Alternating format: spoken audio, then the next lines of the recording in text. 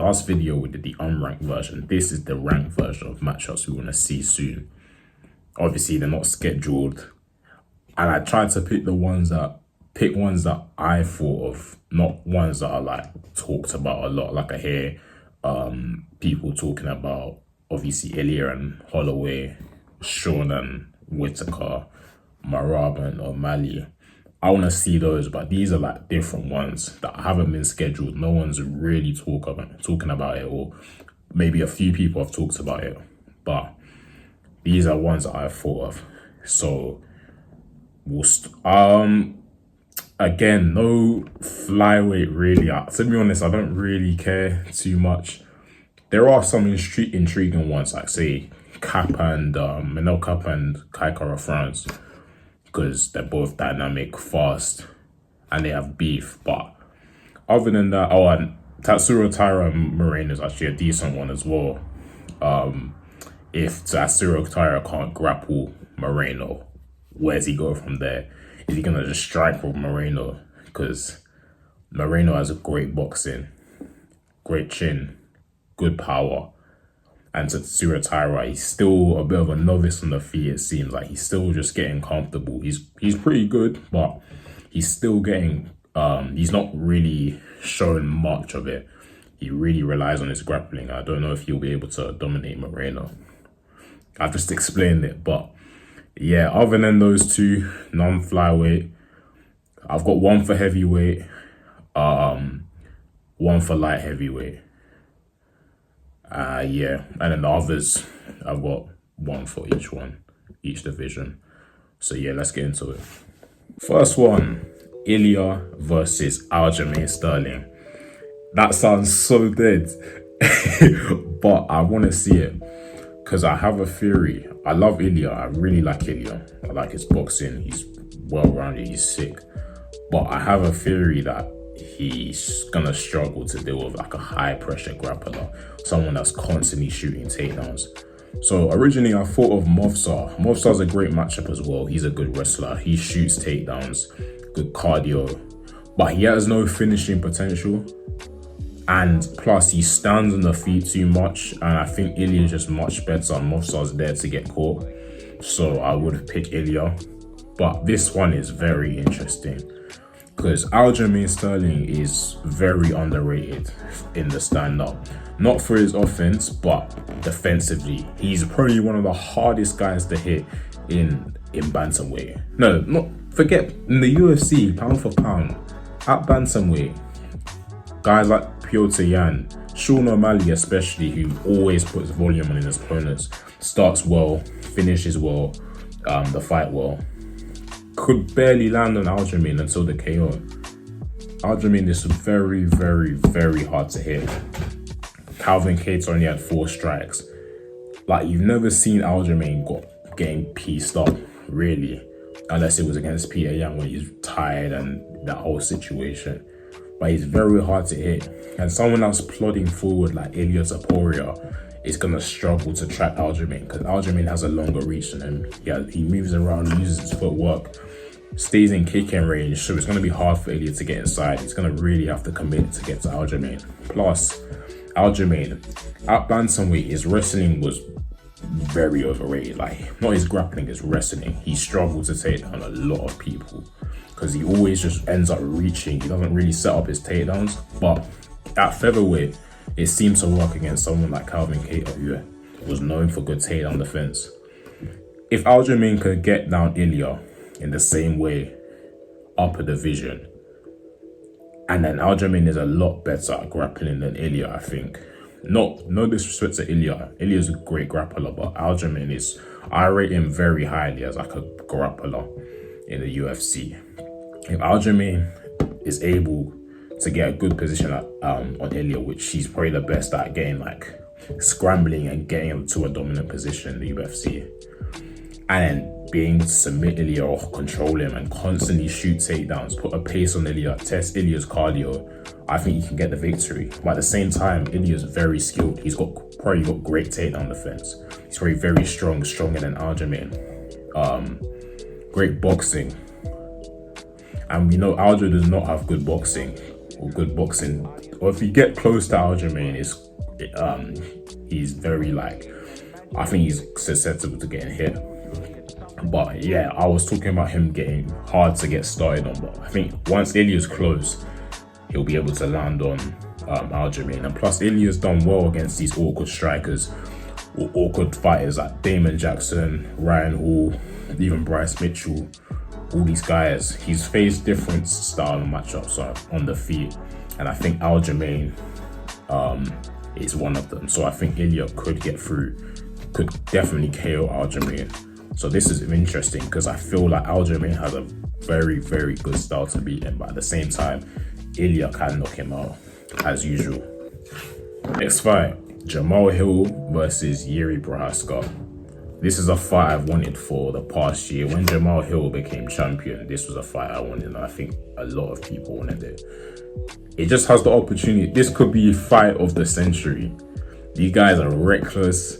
I mean, Jamal Hill's a bit tidier, but still a bit reckless. Both have power. Both are willing to slug. Stay composed in the slugging. They've got big characters there, tall guys for the division. They match up well. This has so much potential to be fight of century. They're just wild. They're not gonna give each other ground. None of them. They're not even gonna. Neither of them are gonna wilt to the other one. They're just gonna go at it. Maybe just straight in the center. I don't think either one of them is gonna back up. I'll pick Jamal Hill. I think he will just be a bit more responsible. But I think last year I had in my mind I'll pick Jamal Hill, but now it's a bit more interesting. I feel like Jamal is more open than I thought, and now we know he can get KO'd. Both of these guys can get KO'd. I think Yuri has a bit more power. Both still have good chins though. Jamal was tidier, but I feel like he will get brought into like a slugfest. Toss up, but no, I'll still trust it. I'll still go with Jamal Hill. If that does happen, then Yuri wins. But I'll go with Jamal. I'll trust Jamal Hill to be a bit more tidy and eventually KO Yuri. He has good takedown defense, so it's not like Yuri will be able to grapple him easily if he wants to. Jamal Hill's good at seeing the punches coming. He sets up things really well. He's a very underrated, but I feel like him being brought into a slug, I think the ability for him to be brought into a slugfest with Yuri is what makes this fight interesting. Well, if Jamal Hill is smart with it, he should win and doesn't get brought into a slugfest, he should win, but I feel like his ego will get tested, and he may be, because people might hype up the fight as like this crazy fight, he may play into it. But yeah, it will be a great fight. Either way, great fight. Heavyweight, Gane versus Jailton Almeida. I think Gane should be forced to fight this fight. He's been ducking Aspinall, ducking Blaze, ducking all of the top 5 of heavyweight. I thought he wasn't that guy, but he is ducking. Even though I feel like he can still beat these guys. I don't know why he is ducking, but he should be punished for it. Jailton Almeida is a bad stylistic matchup. Jailton can take down anyone at heavyweight. He'll shoot takedowns consistently. Gane's gas tank hasn't really been tested, and it's hard to test someone's gas tank at heavyweight where a lot of them are kind of like slow paced. But Jailton can do that. He's got great grappling as well. And yeah, again, he just shoots takedowns, so can Gane line him up? Will Gane be too worried about the takedown where it will slow down his output as in striking? Gane is a very high output when he strikes, so will he be able to land? Gane doesn't really throw with power either, so will he actually be able to catch Jailton? But at the same time, Gane, it will be if Gane has improved his takedown defense. This is the big question about this matchup.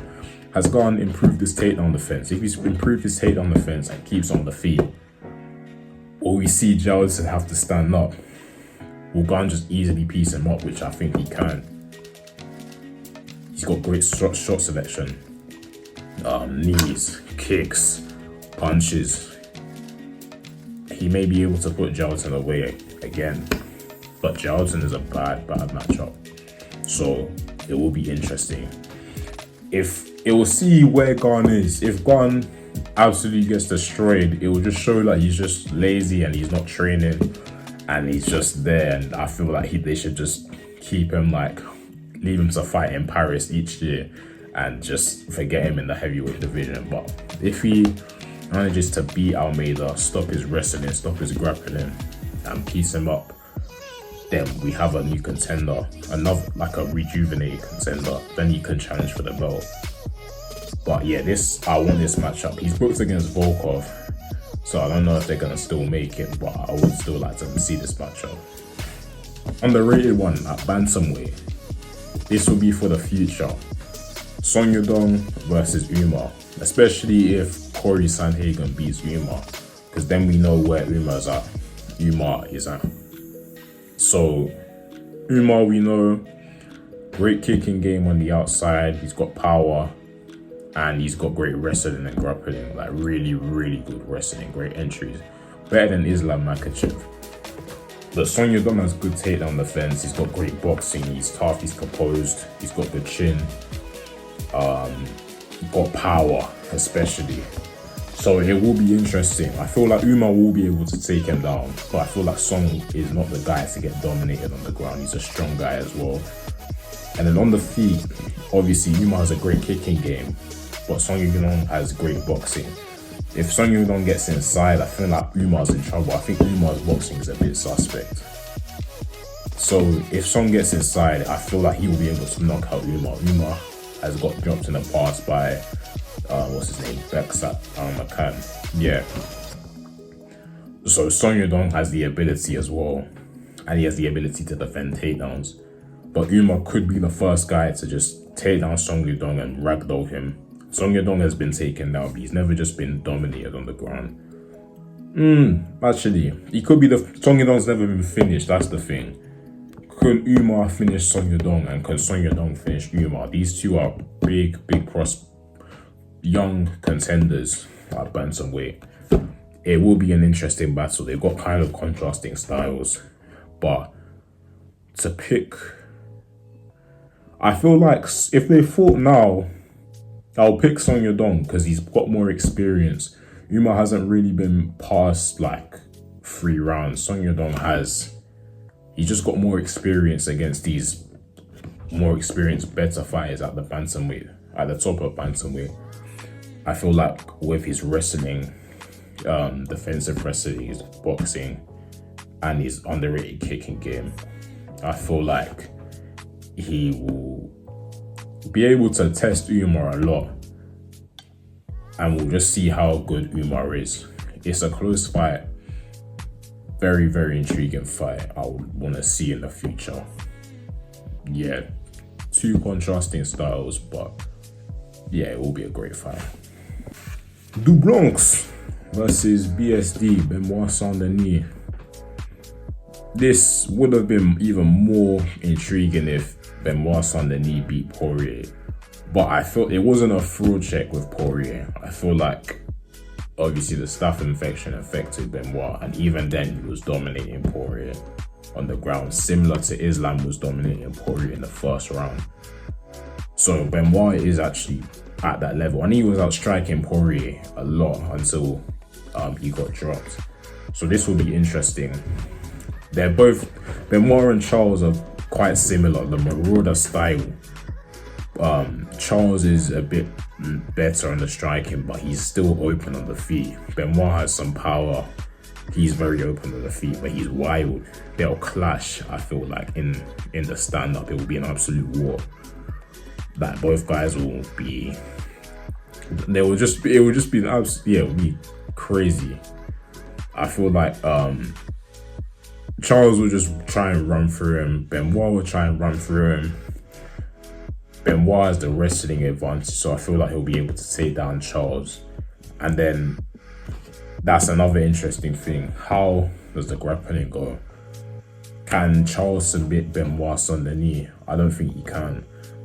He's been able, obviously Charles, we know him as the submission guy, but he wasn't able to submit Islam, Arman, and I think Benoit's at that same level as those two guys. Benoit, will he be able to submit Charles? Will he be able to dominate Charles on the ground? Arman was able to do it at times. Islam was able to do it at times, and people in the past have been able to. Michael Chandler was able to do it. So I think Benoit can as well.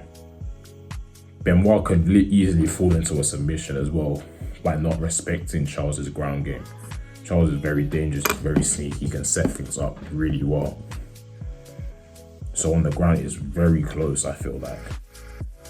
Beneil Darius had some success against Charles, but Charles also had success against Beneil, another good grappler.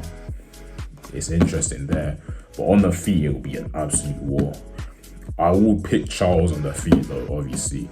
Charles is very tired, he's got power, and I feel like Benoit is just too reckless. He doesn't account for himself. He doesn't try, he has bad defense on the feet, really bad. Especially in the pocket, and Charles is good in the pocket. Charles has a phenomenal clinch game as well. Great knees, great elbows. He's really good. He's really strong in the clinch. I'll pick Charles. Charles, the experience, he's better in the stand-up and he's dangerous on the ground. But Benoit could easily dominate him on the ground. Not easily, but there's definitely a chance he can dominate Charles on the ground, and he'll be able to get those takedowns consistently and push a pace. And to be honest, I've never really seen Charles just go five rounds. I don't know how good his cardio is, really. I'm not saying it's bad because he's fought so many championship fights. He's trained for so many championship fights. But Benoit has, and neither has Benoit. That's a bad, forget what I said. But this will be a war, especially on the feet and on the ground. It's very interesting, so I would want to see that fight. Shavkat versus Ian Gary. That's my welterweight matchup. I want to see it. Both undefeated, both young guys. Ian Gary, more of a decision guy. A bit boring. Now he's getting up the ranks. He's not as able to just dominate people, get finishes. He's more just kind of neutralizing people, outpointing them with skill, but not as crazy. But on the other hand, we've got Shavkat, 18-0, all finishes, dangerous, power, submissions. It will just be it will be like someone's O must go, another one of those. We need to see more of those in the UFC. They're like the most interesting fights to me. Whose O is gonna go? Who is the best? Who's the real undefeated guy? Who deserves to be undefeated? It could go either way. It could be, we hear stories about Shavkat knocking out Ian Gary, but does sparring translate to the fight? Is Shavkat just gonna dominate Ian Gary? Either take him down, submit him, knock him out? Can Ian Gary just neutralize Shavkat, make Shavkat look like he's just dead? I want to see it. It's fiery, it's tense. Ian Gary, even though they were teammates, I know he's gonna come with some trash talk as well. He's gonna make it more interesting. He's gonna get on Shavkat's nerves. Maybe we'll see more of Shavkat, more of maybe Shavkat talking a bit of trash. But great matchup. Both guys undefeated. That's the main thing I like about it. At welterweight, both similar height. It will just be and they're two contrasting styles. It will just be it will just be a great battle, I think. That's all I can say. Who's always gonna go? If I was to choose someone, I would go with I think Shavkat. Ian Gary can't play the long range game.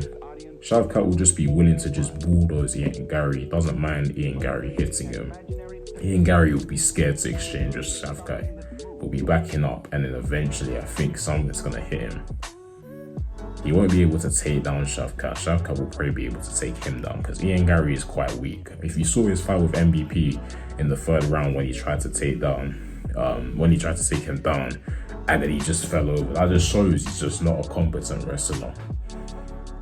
I think Shavkat will be able to take him down, submit him. But at the same time, I think that Ian Gary has enough skill, enough technique, enough good distance management that he can keep Shavkat away, neutralize Shavkat, frustrate Shavkat, and outpoint him.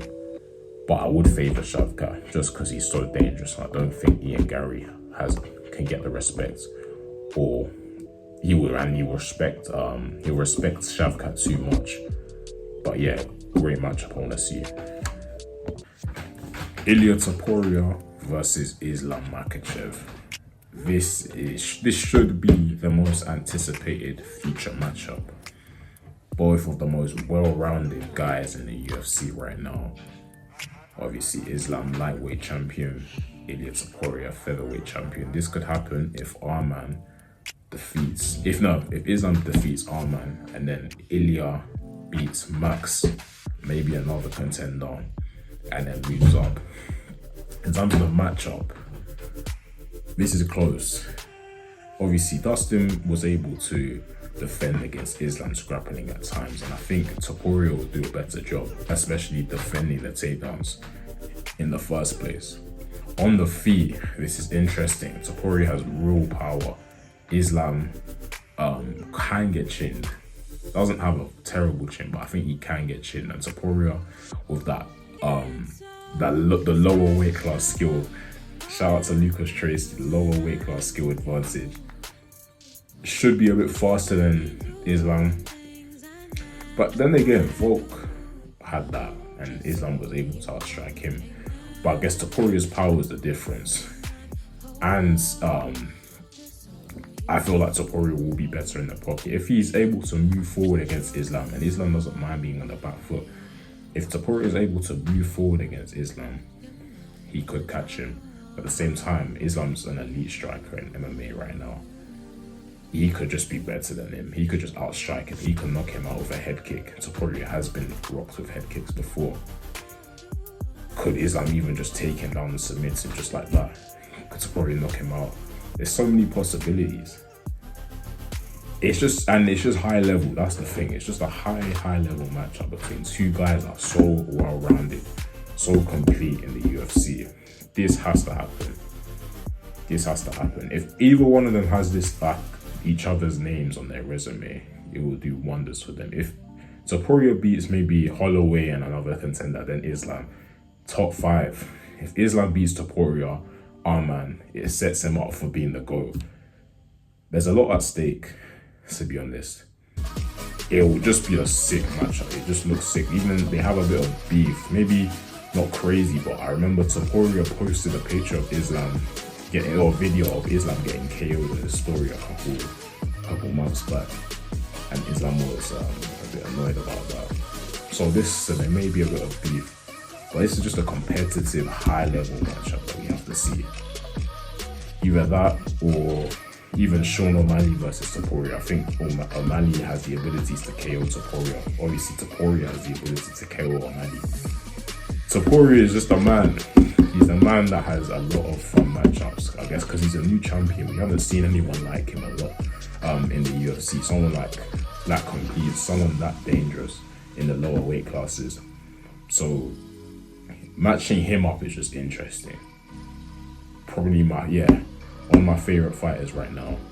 My favorite active fighter, along with Kamaru. But yeah, that's it for the video. If you like the video, subscribe, leave a comment, slap a like on it. Follow my Instagram, OnlyAlokes, and my TikTok, Elokachuk. I'll leave that in the description. If you want to see any more videos, any video suggestions that you have, leave it in the comments below. I'll check the comments. Adios.